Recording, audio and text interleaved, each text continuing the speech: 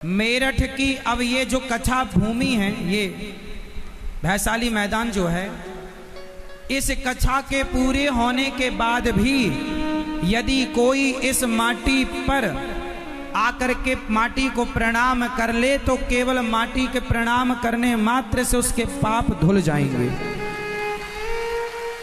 अब यहाँ की माटी आपके भक्तों से इतनी, आप भक्तों से इतनी पवित्र हो गई यहाँ की ये धरती, क्योंकि ऐसी मूसलाधार बारिश में भी भाई खड़े होकर कथा कौन सुनता है? बताओ आज के कलयुग में। तो आपके चरण धूली, अब यहाँ जो इस धूली का तिलक अपने माथे पर लगाए और जो इस माटी को प्रणाम करे, वो केवल प्रणाम करने मात्र से ही सारे पापों से मुक्त हो जाएगा। ये भक्तों की महिमा, ये भक्तों की महिमा, वाह!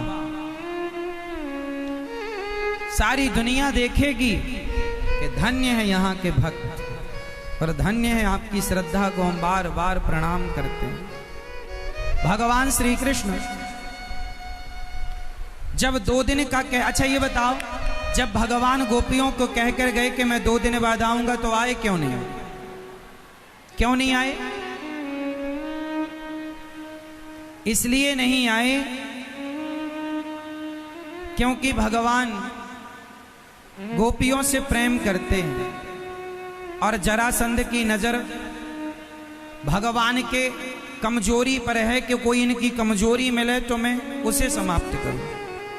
इसलिए भगवान ने अपने हृदय में पत्थर रखकर और गोपियों से दूरी बनाए रखी।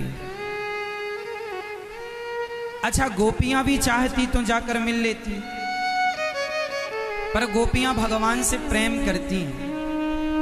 अच्छा ये बताओ, प्रेम आप लोग तो करते होंगे किसी ना किसी से, माता पिता से।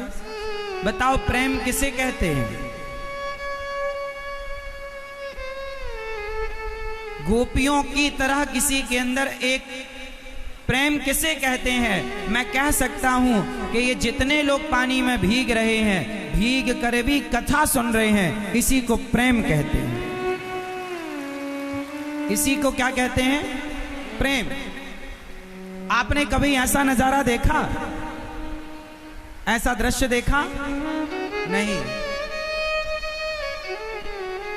संभाल के रखना अपने हृदय में इस नजारे को, कैद कर लेना अपनी आंखों में, सदा के लिए याद रह जाएगी कि वैशाली के इस मैदान में, मेरठ की इस धरती पर कथा सुनने गए थे और दिव्य कृपा की बरसात ठाकुर जी के द्वारा हुई और हम सब उस प्रेम में खोए रहे।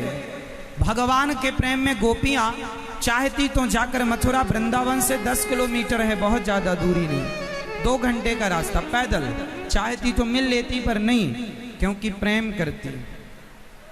अच्छा बताओ, प्रेम का मतलब क्या होता है? प्रेम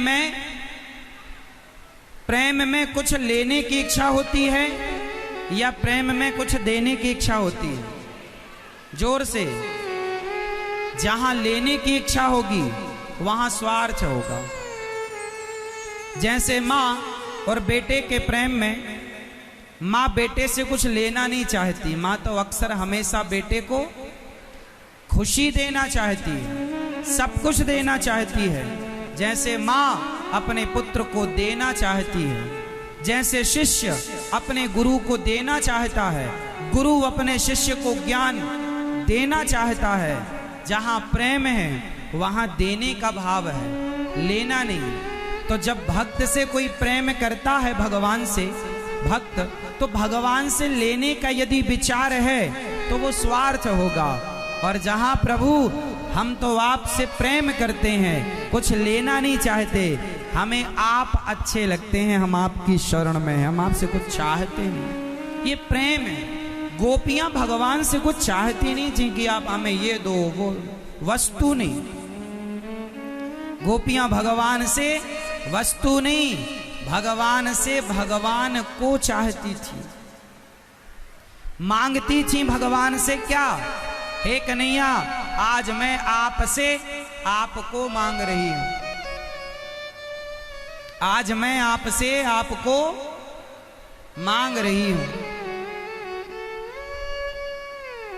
भगवान से भगवान को मांगा गोपियों ने, और कुछ नहीं चाहा, केवल हे गोविंद आप मिल जाओ, और क्या चाहिए।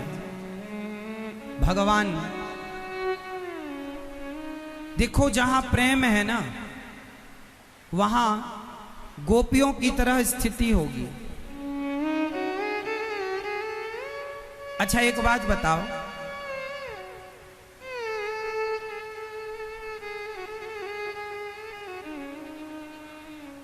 ज्ञान और प्रेम, इन दोनों में एक बंदर का बच्चा आपने देखा होगा, एक बिल्ली का बच्चा आपने देखा होगा। तो बंदर के बच्चे को ज्ञानी कहते हैं और बिल्ली के बच्चे को प्रेमी कहते हैं। बिल्ली और बंदर के बच्चे को ध्यान से देखने से पता लगता है कि बंदर का बच्चा अपनी मां को पकड़ता है। यदि बच्चे की पकड़ कमजोर हो गई तो गिरने की संभावना है। बंदर का बच्चा अपनी मां को पकड़ता है, जबकि बिल्ली का बच्चा अपनी मां को नहीं, उसे मां पकड़ती है। एक तरफ बच्चे ने मां को पकड़ा है और एक तरफ मां ने बच्चे को पकड़ा है। अब आप बताइए कौन सा बच्चा ज्यादा सुरक्षित है, जिसने मां को पकड़ा है वो, या जिसे मां ने पकड़ा है वो? जोर से। यदि बेटा मां को पकड़ता है तो छोड़ सकता है, पर मां जिसे पकड़ लेती है कभी नहीं छोड़ती। ज्ञानी भगवान को पकड़ता है और कभी अभिमान बस छोड़ भी सकता है, पर भक्त भगवान को कभी नहीं पकड़ता। भगवान स्वयं मां बनकर भक्त को पकड़ते हैं।